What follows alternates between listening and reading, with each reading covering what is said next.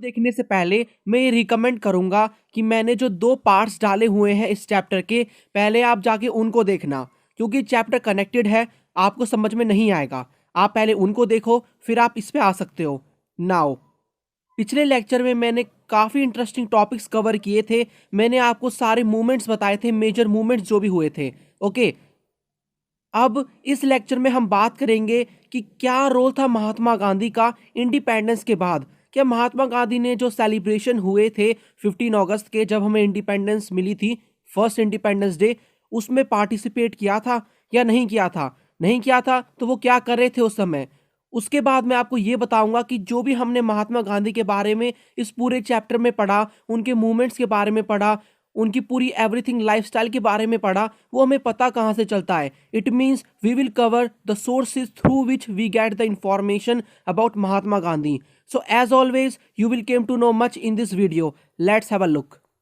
So the topic is last heroic days. Okay, अब मैं आपको ये बताता हूँ कि जो महात्मा गांधी थे, वो जो 15 जो अगस्त था 1947, इट मीन्स हमारा फर्स्ट इंडिपेंडेंस डे, उसमें वो पार्टिसिपेट नहीं करते। वो क्या करते हैं, वो अनाउंस करते हैं कि मैं 24 आवर का फास्ट रखूंगा। क्योंकि वो इसलिए करते हैं ऐसा, क्योंकि पार्टीशन करना पड़ा था, पार्टीशन हुआ था इंडिया का।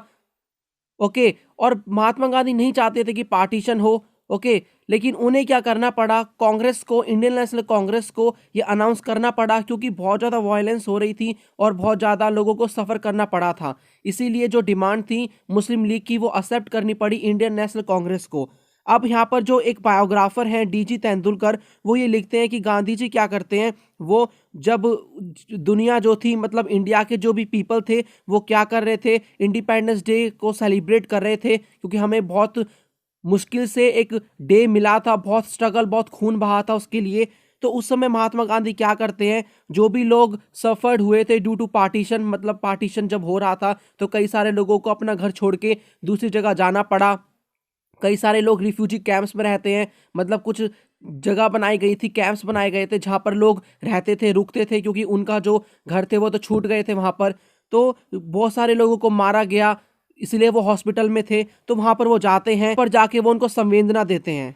उसके बाद वो अपील करते हैं टू द सिक्स हिंदू से और मुस्लिम से कि वो क्या करें, जो पास्ट है उसको भूल जाएं, और जो भी यहाँ पर ये वायलेंस हो रही है उसको ना करें। इट मीन्स रिलीजन के बेसिस पे किसी को ना मारें। ओके, इंडिया का पार्टीशन हो गया, कोई बात नहीं, लेकिन ऐसा उन्हें अब नहीं करना चाहिए, पीसफुल वो रहें। ओके, अभी भी वो चाह रहे थे कि जो भी ये मुस्लिम्स हैं और इन जो मुस्लिम्स हैं जिन्होंने पार्टीशन की डिमांड करी है, वो इस डिमांड को वापस ले लें, क्योंकि उस समय तक, जब तक हमें इंडिपेंडेंस मिली थी, जो बॉर्डर का जो बंटवारा था, जो बॉर्डर डिसाइड होने थे, वो जब तक नहीं हुए थे। ओके, बहुत सारे स्कॉलर्स बोलते हैं कि ये जितने भी महात्मा गांधी के आवर्स हैं, मतलब ये जो टाइम है, मंथ्स हैं आफ्टर इंडिपेंडेंस, उसको वो गांधी जी के फाइनेस्ट आवर बोलते हैं। ओके, अब वो क्या करते हैं, उसके बाद कलकत्ता जाते हैं, दिल्ली में जाते हैं, जो भी वायलेंस हो रही होती है उसको रोकते हैं। अब जो इंडिया था उसका पार्टीशन हो चुका था, कोई भी महात्मा गांधी की नहीं सुन रहा था। मुस्लिम लीग की जो डिमांड थी वो बहुत ज़्यादा स्ट्रांग हो चुकी थी। अब हमें पार्टीशन चाहिए, अब हमें अपनी एक सेपरेट कंट्री बनानी है, पाकिस्तान। इंडियन नेशनल कांग्रेस को अग्री होना पड़ा पार्टीशन के लिए, क्योंकि बहुत ज़्यादा वायलेंस हो रही थी। बहुत ज़्यादा लोग महात्मा गांधी को क्रिटिसाइज करते हैं कि महात्मा गांधी ने पार्टीशन करवाया। बिल्कुल गलत बात है, मैं इसको सपोर्ट नहीं करता। महात्मा गांधी ने पार्टीशन के लिए अलाउ इसीलिए किया क्योंकि उन्होंने बहुत ज़्यादा कोशिश की थी, कोई मान नहीं रहा था, बहुत वायलेंस हो रही थी, कई सारे लोग मर रहे थे, इसीलिए पार्टीशन के लिए अलाउ करना पड़ा महात्मा गांधी को। उसके बाद यहाँ पर यह है कि Gandhi ji also permitted the hope that though geographically and politically India is divided into two, at the heart we shall ever be friends and brothers, helping and respecting one another, be one for the outside world। Gandhi ji की ये hope थी, कोई बात नहीं, partition हो चुका है, लेकिन हम जोग्राफिकली और पॉलिटिकली एक ही रहेंगे, और हमारा जो ये हार्ट है, दिल है, वो एक ही रहेगा। अब हम हमेशा से फ्रेंड रहेंगे, ब्रदर्स रहेंगे, एक दूसरे की हेल्प करेंगे, एक दूसरे की रिस्पेक्ट करेंगे, और आउटसाइड वर्ल्ड के लिए एक ही रहेंगे। यानी कि हमारा जो डिवीजन है वो हो चुका है। ओके, जोग्राफिकली हमारा डिवीजन हो चुका है, बट हम हमेशा एक रहेंगे, एक दूसरे की हेल्प करेंगे, रिस्पेक्ट करेंगे, अच्छा रिलेशन बना के रखेंगे। तो ये गांधी जी की होप थी। अब बात करते हैं कैसे महात्मा गांधी का मर्डर होता है। मर्डर के लिए वर्ड यूज हुआ है एसेसिनेशन। ओके, मर्डर कहते हैं इसको। अब हुआ क्या था, इवनिंग जो थी 30 जैन की, उसमें क्या कर रहे थे महात्मा गांधी, अपनी डेली जो प्रेयर थी वो कर रहे थे। उसके बाद वहां पर क्या हुआ, जब वो प्रेयर जहां पर वो करते थे हॉल से बाहर आए तो एक यंग मैन था जो कि ब्राह्मण था, जिसका नाम है नाथूराम गॉडसे। हर कोई जानता है, फिर भी मैं आपको बता रहा हूं। उन्होंने क्या किया, गांधी जी को गोली मार दी और गांधी जी की हत्या कर दी। नाउ जैसे ही गांधी जी का मर्डर हो जाता है, उसके बाद जो भी वर्ल्ड था, यस मैं वर्ल्ड की ही बात कर रहा हूं, जो भी लोग महात्मा गांधी को जानते थे, क्योंकि महात्मा गांधी के जितने भी मूवमेंट्स हुए थे मैंने आपको बताया था, उनसे वर्ल्ड भी जान चुका था महात्मा गांधी को। तो इंडिया के लोग और कई सारे जो वर्ल्ड थे, मोस्टली ब्रिटेन और भी आसपास की कंट्रीज जो कि महात्मा गांधी, साउथ अफ्रीका जो थी, क्योंकि साउथ अफ्रीका में महात्मा गांधी को बहुत लोग जानते थे, उन्होंने वहां पर बहुत हेल्प करी थी साउथ अफ्रीकन पीपल की अपार्थाइड रूल में, मैंने आपको सब बताया था। तो ये जितने भी लोग थे वो बहुत ज़्यादा ग्रीफ में आ जाते हैं और बहुत ज़्यादा टेंस हो जाते हैं। ओके, तो एक झटका सा लगता है पूरे वर्ल्ड को, महात्मा गांधी की हत्या कर देते हैं नाथूराम गॉडसे। उसके बाद एक बात और मैं आपको बताना चाहता हूं जो कि मेंशन नहीं है बुक के अंदर, महात्मा गांधी का जो मर्डर होता है उससे बहुत शौक पहुंचता है टू द सरदार पटेल, सरदार वल्लभ भाई पटेल जो कि बहुत क्लोज थे महात्मा गांधी के। वो भी कुछ महीनों बाद, महात्मा गांधी के मर्डर के बाद कुछ महीनों बाद मर जाते हैं। फाइन, जितना मैंने आपको ये बताया पूरे चैप्टर में, महात्मा गांधी साउथ अफ्रीका में जाते हैं, अपार्थाइड मूवमेंट वहां पर होता है, उसके लिए सत्याग्रह मूवमेंट को स्टार्ट करते हैं, यहाँ पर आते हैं 1917 चंपारण सत्याग्रह एंड रोलेट सत्याग्रह, जितने भी ये जो मूवमेंट है उनके अगेंस्ट में वो लेकर आते हैं, सत्याग्रह मूवमेंट चलाते हैं 1919 में। उसके बाद सिविल डिसोबीडियंस मूवमेंट, उससे बीच में नॉन कोऑपरेशन मूवमेंट भी होता है 1920 में।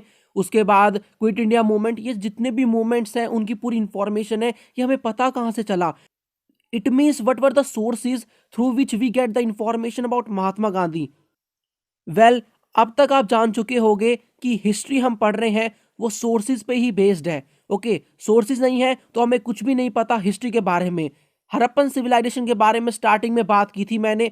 हड़प्पन सिविलाइजेशन के जो भी सील्स हैं वो अभी तक डेसिफर्ड नहीं हुए हैं, इसलिए हमें उसके बारे में कम इंफॉर्मेशन मिलती है। इट मीन्स सोर्सेज बहुत इंपॉर्टेंट है। ओके, फिर से वापस आ जाओ महात्मा गांधी। सो नोइंग महात्मा गांधी, कौन कौन से सोर्सेज हैं जिसके थ्रू हमें इंफॉर्मेशन मिलती है महात्मा गांधी के बारे में। छोटा सा टॉपिक है, कुछ इंपॉर्टेंट पॉइंट्स हैं, सरल भाषा में समझा दूंगा। सो जो पहला पॉइंट है वो है public voice and private scripts. It means जो पब्लिक वॉइस है और जो प्राइवेट स्क्रिप्ट्स हैं उनके थ्रू इंफॉर्मेशन मिलती है हमें about Mahatma Gandhi. So first is public voice. Public voice के अंदर क्या आएगा, public voice means the memories of people related to nationalist movement, specially Mahatma Gandhi. Gandhi ji speeches and his work movements are still in the memory of people. So यहाँ पर थोड़ी सी typing में mistake हो चुकी है। ओके, कोई बात नहीं, आप यहाँ पर करेक्ट कर लेना। सो यहाँ पर जो पब्लिक वॉइसेस है जिसके अंदर क्या है, महात्मा गांधी, देखो जिस समय ये सब मूवमेंट चलाए गए थे महात्मा गांधी ने, उस समय जितने भी पीपल थे उनकी मेमोरी में महात्मा गांधी की स्पीचेस और जितने भी मूवमेंट्स उन्होंने चलाए थे वो सब है। तो वो लोग अब बहुत एजिड हो चुके हैं, लेकिन जो भी हिस्टोरियंस हैं जिन्होंने उनके बारे में इंफॉर्मेशन कलेक्ट करी महात्मा गांधी के बारे में, जब तो वो क्या करते हैं, उनके पास जाते हैं, उनकी मेमोरी में, माइंड में क्या है, जब वो नेशनल मूवमेंट चल रहा था तो वो बताते कि महात्मा गांधी थे, उन्होंने ये सब मूवमेंट चलाया था, पीजेंट्स के लिए हेल्प करी थी। वो अपनी जो स्टोरी है वो भी बताते हैं, अपना इंसिडेंट भी बताते हैं। तो जो ये ओरल मेमोरी है ना, मॉडर्न हिस्ट्री में जितने भी हमें इंफॉर्मेशन मिलती है मोस्टली मेमोरीज से मिलती है, लोगों की मेमोरी से। मॉडर्न हिस्ट्री में मेरा मतलब है कि जो ये लास्ट का फेज है जब इंडिया का पार्टीशन होता है और उससे पहले का फेज, उसमें मोस्टली इंफॉर्मेशन हमें ओरल हिस्ट्री से मिलती है। सो यहाँ पर ओरल हिस्ट्री से हमें इंफॉर्मेशन मिलती है। Another point is private writings. Now private writings मैंने आपको बताया था, पहले बता चुका हूं मैं रिवॉल्ट ऑफ 1857 में, कि जो लोग थे वो इतने लिटरेट नहीं थे। बट मैंने ऐसा नहीं कहा था कि कोई भी लिटरेट नहीं था, लिटरेसी रेट कम था बट थोड़ा बहुत था। तो कुछ जो नॉर्मल पीपल थे उन्होंने कुछ किताबें वगैरह लिखी हैं, कुछ लेटर्स वगैरह लिखे हैं। साथ ही साथ कुछ जो सम लीडर्स हैं, फॉर एग्जाम्पल सरदार वल्लभ भाई पटेल, नेहरू, उन्होंने क्या लिखा है, लेटर्स लिखे हैं महात्मा गांधी को, और महात्मा गांधी ने भी उनको कुछ लेटर्स लिखे हैं। तो कहीं ना कहीं उनसे भी एक इंफॉर्मेशन मिल जाती है महात्मा गांधी के बारे में कि क्या चल रहा था उस समय, किस चीज़ की बातें हो रही हैं, क्या मूवमेंट चलाना है, क्या करना है। तो ये सारा हमारे लिए सोर्स बन गया जिससे हिस्टोरियंस ने रिकंस्ट्रक्ट करी history of Mahatma Gandhi. Next source जिसको मैं बहुत रिलायबल समझता हूं, मैं ये मानता हूं कि इसी से ही मोस्टली इंफॉर्मेशन मिलती है और करेक्ट भी इंफॉर्मेशन मिलती है महात्मा गांधी के बारे में, वो है ऑटोबायोग्राफी। आपको पता होगा बचपन से ही आप जीके की बुक में पढ़ते आ रहे हो, महात्मा गांधी ने अपनी ऑटोबायोग्राफी लिखी थी, written by Gandhi, my experiment with truth. So ये बुक है जो कि महात्मा गांधी ने खुद लिखी है। ओके, मैं आपको एक चीज बताना चाहता हूँ, बुक के अंदर मेंशन नहीं है, ये जो बुक है ना इसके अंदर पूरी इंफॉर्मेशन नहीं मिलती महात्मा गांधी के बारे में।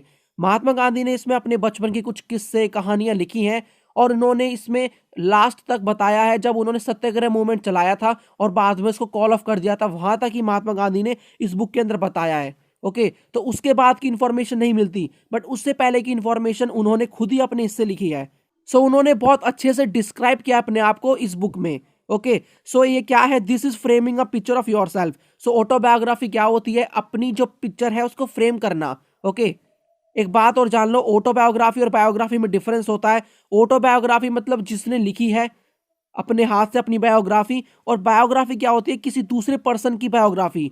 इट मींस महात्मा गांधी ने खुद से अपनी बायोग्राफी लिखी थी, इसलिए ऑटोबायोग्राफी कह रहे हैं। कोई और महात्मा गांधी की बारे में लिखता तो उसे हम बायोग्राफी कहते ऑफ महात्मा गांधी। ओके, एक और इंपॉर्टेंट सोर्स है जिसको मैं नहीं मानता इतना रिलायबल है, बट फिर भी आपको जानना पड़ेगा, वो है थ्रू पुलिस आइस। नाउ आपकी बुक में जैसा मेंशन है मैंने वैसा ही लिखा है, लेकिन पुलिस आइस यहां पर मैं कहूंगा इसकी जगह ये चीज भी हो सकती थी ऑफिशियल सोर्स। इट मीन्स जो भी सोर्स है गवर्नमेंट के, government record such as government letters, text letters and reports written by policeman. It means उस समय हमारी कंट्री पे जो कॉलोनियल रूल था, ब्रिटिशर्स का रूल था, तो हम ये भी कह सकते हैं कि जो भी ब्रिटिशर्स थे वहां पर ऑफिशियल गवर्नमेंट थी, उन्होंने भी कई सारी चीजें लिखी थी महात्मा गांधी के बारे में। पुलिस वहां पर देखो कितनी बार महात्मा गांधी को अरेस्ट किया गया, तो वहां पर पुलिस के अंदर जो भी पुलिस मैंस थे वो भी लिखते थे महात्मा गांधी के बारे में, फाइल करते थे उनके केसेस को, तो ये सारी इंफॉर्मेशन मिलती है। बट आप खुद ही सोचो ब्रिटिशर्स क्या करेंगे, ब्रिटिशर्स वहां पर अपने टेक्स्ट में ये नहीं दिखाएंगे कि जो महात्मा गांधी है उन्होंने मूवमेंट चलाया, लोगों इतने सारे लोगों ने पार्टिसिपेट किया और हम उससे डर गए और हमें वहां से जाना पड़ा। उन्होंने ऐसा मेंशन किया है कि महात्मा गांधी ने छोटे मोटे मूवमेंट को चलाया, लोगों ने सपोर्ट नहीं किया और लोग हमारे रूल में खुश थे। तो इसलिए मैं कहूंगा कि ये जो गवर्नमेंट का सोर्स है रिलायबल नहीं है हमारे लिए। हमारे लिए रिलायबल मोस्टली है उनकी ऑटोबायोग्राफी और जो भी न्यूज़पेपर्स लिखे गए थे, नेशनलिस्ट न्यूज़पेपर जिनके बारे में मैं आपको अभी बताऊंगा, वो सब हमें इंफॉर्मेशन देते हैं और करेक्ट इंफॉर्मेशन देते हैं महात्मा गांधी के बारे में। लेकिन फिर भी आपको जानना पड़ेगा क्योंकि ये भी एक सोर्स है, हम मना नहीं कर सकते ये सोर्स नहीं है, it's a source. Okay, but not much reliable as it should be. Okay, so last one is newspaper. Newspaper देखो आपको पता होगा उस समय न्यूज़पेपर छपते थे। Okay, information publish in Indian, British newspaper and newspaper of other parts of the world trace is different movements of the Mahatma Gandhi.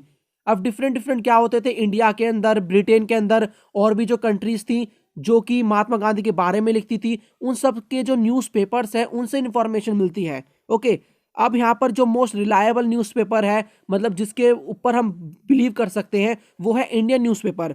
तो कई सारे इंडियन न्यूज़पेपर थे, पंजाब केसरी और भी कई सारे न्यूज़पेपर्स, वो सब बहुत अच्छी चीज़ें लिखते थे महात्मा गांधी के बारे में, रिलायबल लिखते थे। ओके, रिलायबल इंफॉर्मेशन लिखते थे। और आपको ये भी पता होगा कि महात्मा गांधी खुद उन्होंने 4 पेपर लिखे थे, वो थे हरिजन, आपकी बुक में मेंशन नहीं है, खाली नॉलेज पर्सपेक्टिव से और पॉइंट को कनेक्ट करने के लिए मैं आपको बता रहा हूँ।